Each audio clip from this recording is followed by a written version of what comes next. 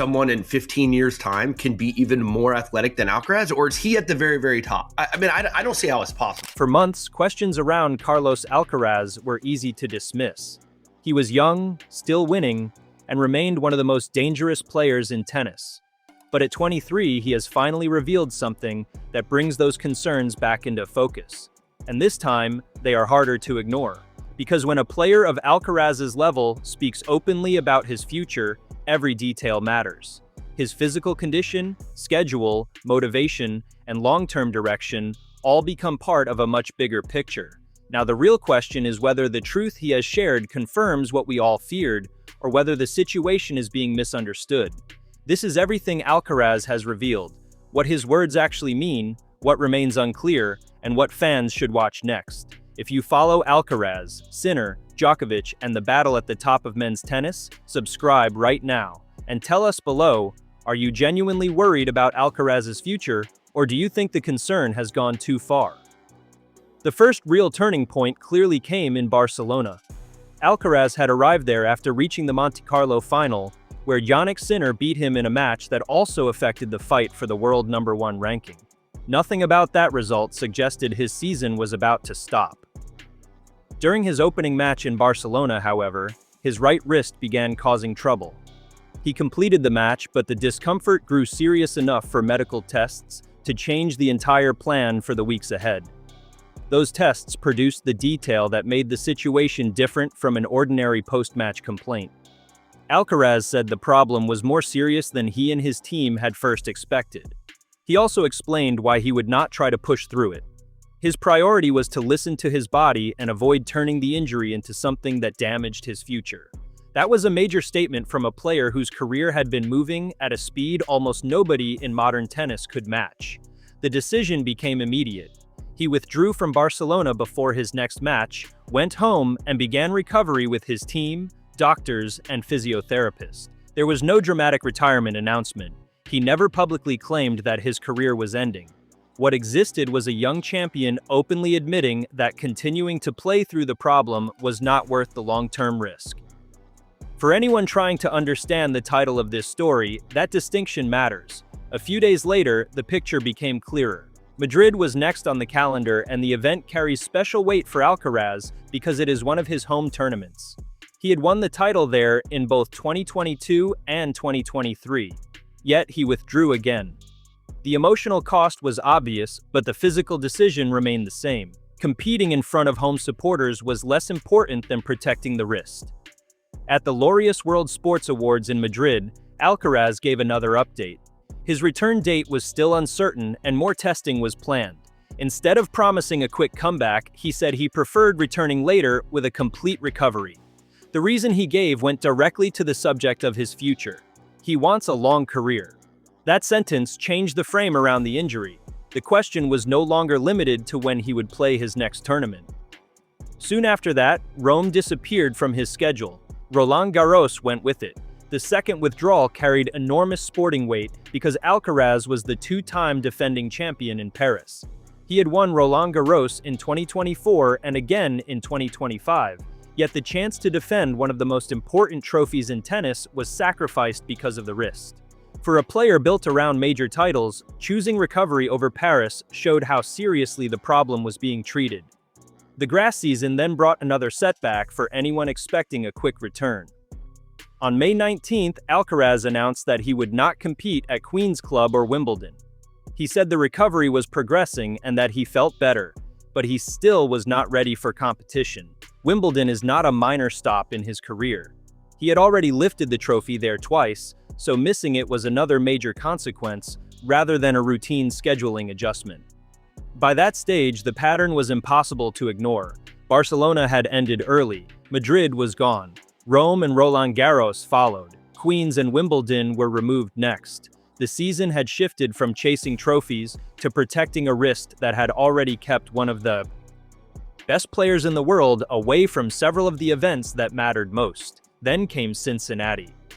On August 4th, the ATP confirmed that Alcaraz had withdrawn from the event while continuing his recovery.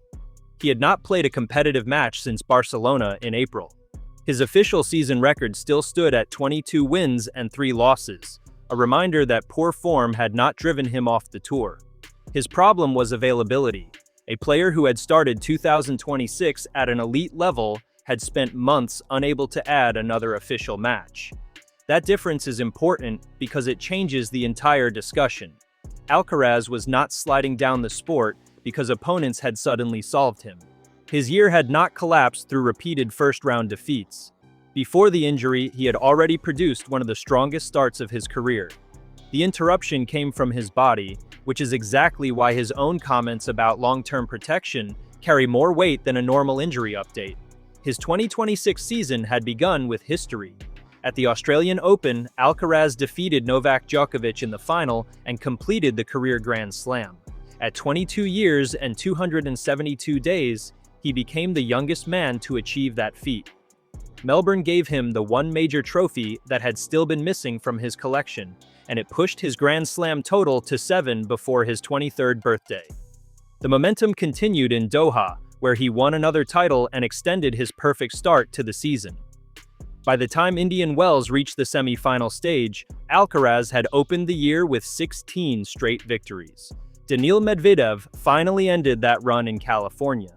A third-round loss to Sebastian Korda followed in Miami, yet there was still no sign of a season in physical crisis. This is why the injury deserves to be understood in context. He went from winning the Australian Open, taking Doha, building a 16-match unbeaten start, and reaching a Masters 1000 final to spending the next 4 months outside official competition. The contrast is sharp. It also explains why treating the wrist as a simple inconvenience would miss the real story. But here's the detail that matters most when people hear words such as future, fear, and injury in the same sentence. There has been no official announcement that Alcaraz plans to retire. Nothing from him or the ATP has described the wrist problem as career-ending. No confirmed statement says that he will never return to his previous level. Turning this into a retirement story would go beyond the facts. The confirmed concern is more specific. Alcaraz has acknowledged that protecting his body now matters to the length of his career later. His team has repeatedly delayed the comeback rather than setting a public deadline and forcing the wrist to meet it. That approach has already cost him months of competition, ranking opportunities, major title defenses, and important tournaments. The sacrifice tells us how seriously the long-term picture is being handled. There's also history behind the caution. Alcaraz has dealt with physical problems before, although they were not all the same injury. Early in 2023, a right leg problem forced him to withdraw from the Australian Open. Later that February, a grade 1 strain in his right hamstring kept him out of Acapulco. Those episodes came when he was still only 19 and already carrying the demands that follow a world #1 player. Another difficult stretch arrived in 2024. A right forearm problem forced him out of Monte Carlo and prevented him from defending his Barcelona title. He later played Madrid, but further discomfort and medical tests showed muscle edema in the pronator teres, which ruled him out of Rome. That spring placed another pause in a career that otherwise seemed to move forward at extraordinary speed. The important point is not to pretend every physical issue is connected. A hamstring strain, an ankle sprain, a forearm problem, and the current wrist injury are different medical situations. Grouping them into one imaginary diagnosis would be inaccurate. What the history does show is that Alcaraz has already had several periods where his schedule changed because his body needed recovery. That reality is uncomfortable because of the style of tennis he plays. Alcaraz builds points with explosive movement, sudden changes of direction, heavy acceleration, sharp defensive recoveries, and violent racket speed when he attacks. His athleticism is one of his greatest weapons. It also means his body is central to the version of tennis that has made him a multiple major champion. When he is healthy, that physical freedom lets him turn defense into attack within seconds. Difficult balls sometimes become offensive forehands, while shorter replies invite him forward for a drop shot. His speed can even rescue points that appear lost. None of those observations prove that his style caused the wrist injury, and there is no factual basis for making that medical claim. They simply explain why full physical confidence matters so much to his game. A wrist problem has an obvious place in a tennis player's working life because the racket is involved in nearly every point. Still, outsiders do not know the exact long-term medical outlook unless Alcaraz and his doctors disclose it. That uncertainty is where responsible analysis has to stop. The available facts support concern about recovery time. They do not support a prediction that his career will be shortened. Alcaraz himself has already shown that he thinks about longevity differently from the way many fans do.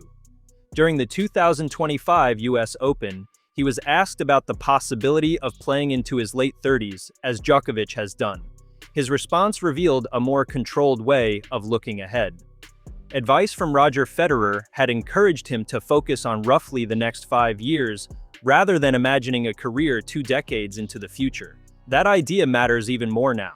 Federer's message was not that Alcaraz should retire young. It was about breaking a huge career into manageable periods. Alcaraz said he wanted to care for his body as well as possible and see where that process took him. Months later, the wrist injury forced that philosophy out of theory and into a real decision. At 23, Alcaraz has already achieved goals that many great players never reach. He has won every Grand Slam tournament at least once. 7 major titles are already attached to his name. He has held the world #1 ranking and built a rivalry with Sinner that has become the central competition of the new men's era. Those achievements create a strange problem. Expectations for the future become enormous because the past arrived so quickly. Fans naturally start doing the math. 7 majors arrived so early that the eventual total becomes tempting to imagine. Completing the career Grand Slam before turning 23 also makes more historic records seem reachable. Those questions are understandable, but they depend on something that trophy projections often ignore. A long career is not guaranteed merely because a player is young. Alcaraz appears to understand that better than anyone watching from outside. His comments in April did not sound like a player willing to sacrifice future seasons to save a few weeks in the present. Even while the ranking battle with Sinner remained important, he treated recovery as the first job. That choice explains the decisions that followed more clearly than any dramatic theory. Roland Garros showed the cost. He was not skipping a small tournament to gain extra rest before a major. Paris was a place where he had won the previous 2 editions. The price became larger when Wimbledon also disappeared from his season. Cincinnati then showed that the issue had not been solved quickly enough for a normal North American hard-court build-up. Those absences also changed the ranking race. Sinner had already moved back ahead of Alcaraz after Monte Carlo. With Alcaraz unable to collect points through major parts of the season, the Italian had opportunities to strengthen his position. Alcaraz acknowledged the rivalry, but refused to treat the #1 ranking as a reason to rush. He described the battle as a long run and kept the focus on getting healthy. That response tells us something important about what his future probably requires. The chase for every available ranking point cannot become more important than his ability to compete across seasons. A player can recover points later. A poorly managed injury carries a different kind of risk. Alcaraz's own actions suggest that his team has chosen patience whenever those 2 priorities conflict. For a player with Alcaraz's resume, accepting lost points is not passive. It is a strategic choice designed to preserve the physical base needed for future majors, ranking battles, and demanding seasons still far ahead. The latest public sign is encouraging. On August 17th, Alcaraz trained with Holger Rune in Murcia. Both players were working toward returns from injury, and the session placed Alcaraz back on court in a serious training environment. That does not erase 4 months without an official match. It does, however, provide a real update after a long period in which tournament withdrawals delivered most of the news. New York is now the obvious point of attention. Alcaraz is on the 2026 US Open entry list, and the tournament begins on August 30th. He is also the defending champion after winning the title in 2025. His presence on the entry list shows intention, but an entry is not the same thing as proof that the wrist is ready for 2 weeks of Grand Slam tennis. That distinction will matter every day leading into the event. Training footage may show movement and ball striking, while practice sets test reactions and medical work tracks recovery. None of those replaces the physical demand of a best-of-5 set match against an opponent trying to extend rallies, attack second serves, and expose any hesitation. A Grand Slam return after months out is a major test even for a player with Alcaraz's record. If he competes in New York, the first question should not be whether he immediately looks unbeatable. A more useful question concerns how comfortably he handles repeated matches. The wrist needs to tolerate serving, returning, defending, attacking, and changing pace over several rounds. His general conditioning also has to adjust to competition after a long absence. Match fitness and medical fitness are related, but they are not identical. There is another reason to avoid extreme conclusions.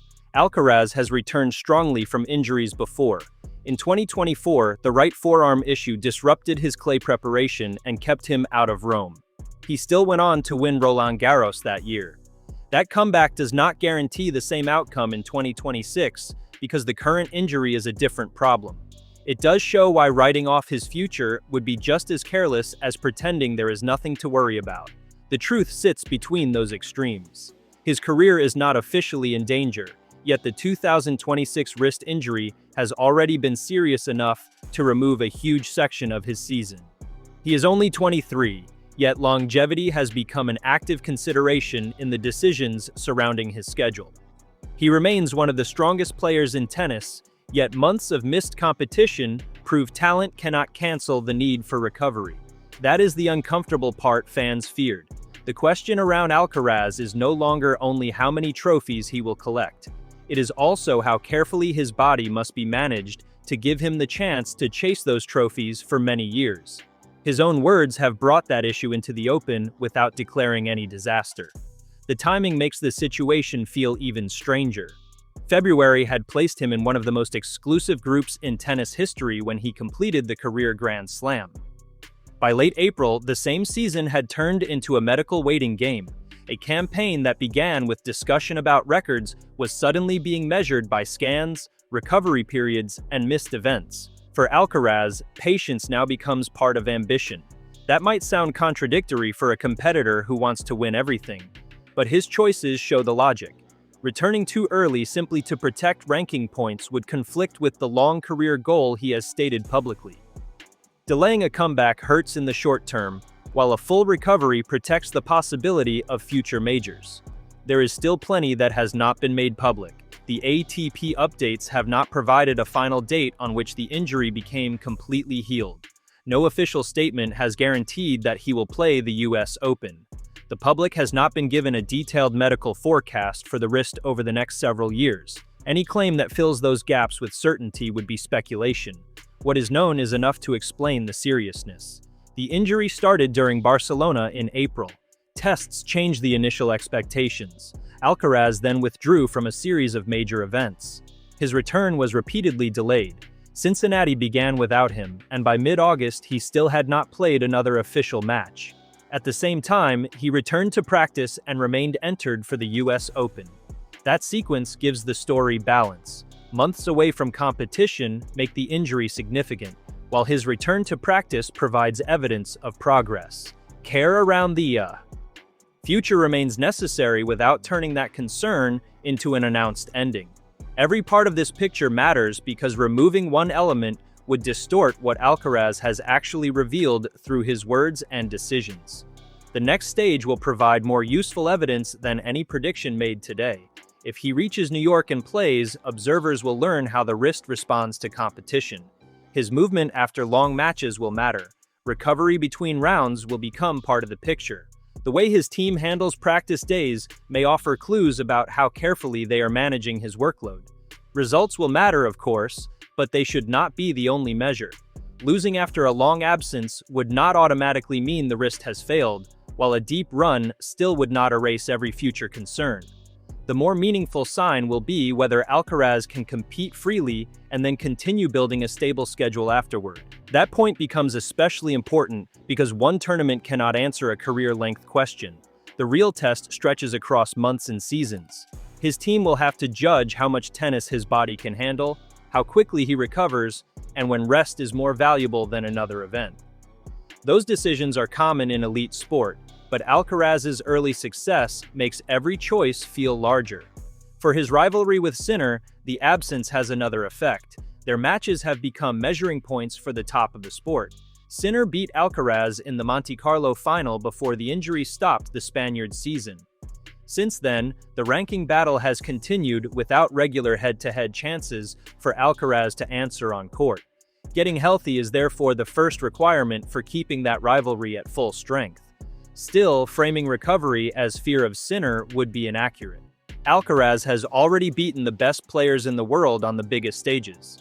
His concern in April was clearly his own body and the effect of the injury on the years ahead.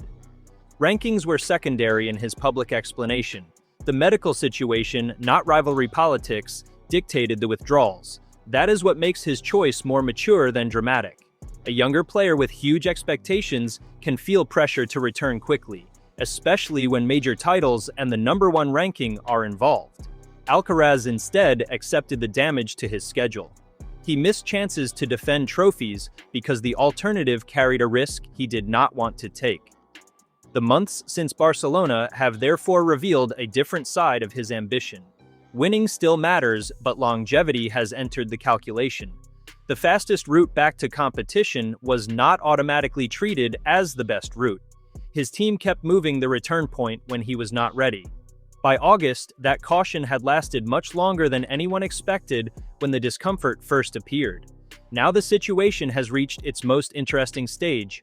Practice has resumed. The US Open is close. Alcaraz is still listed among the players expected in New York, where he has a championship to defend. At the same time, his withdrawal from Cincinnati means he is approaching the major without a normal run of competitive preparation. That creates a difficult balance. Extra recovery time helps the wrist, but fewer matches reduce the chance to rebuild rhythm before a slam.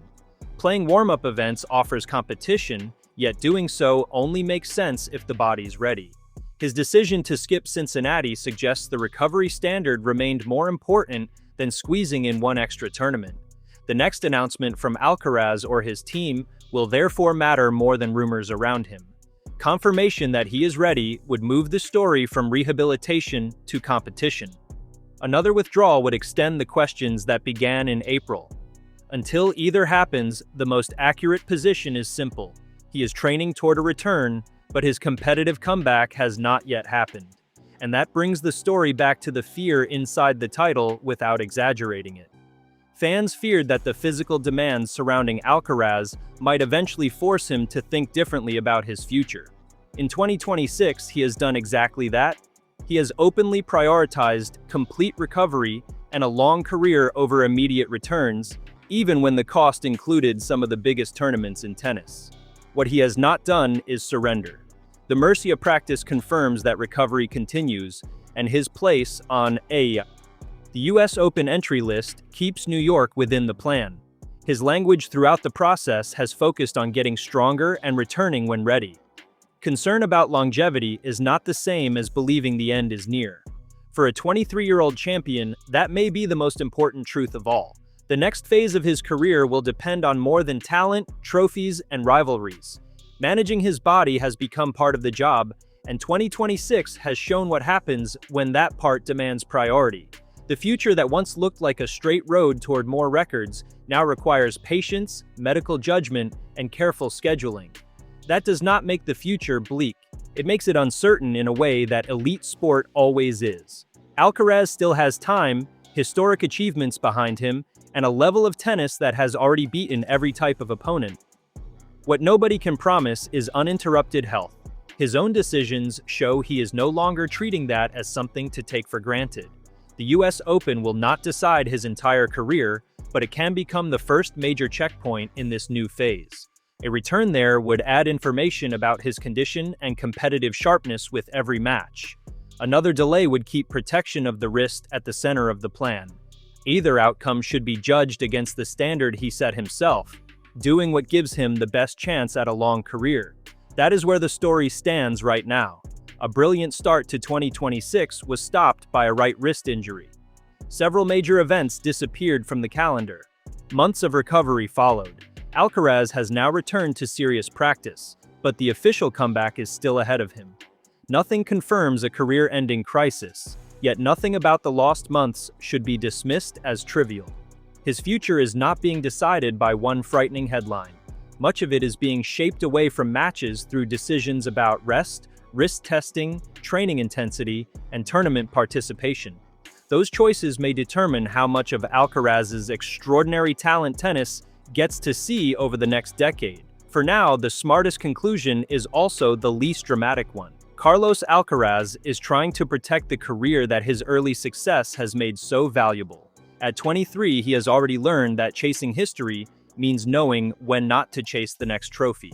Rather than an ending, the real concern is a body that may require more careful management than fans once imagined.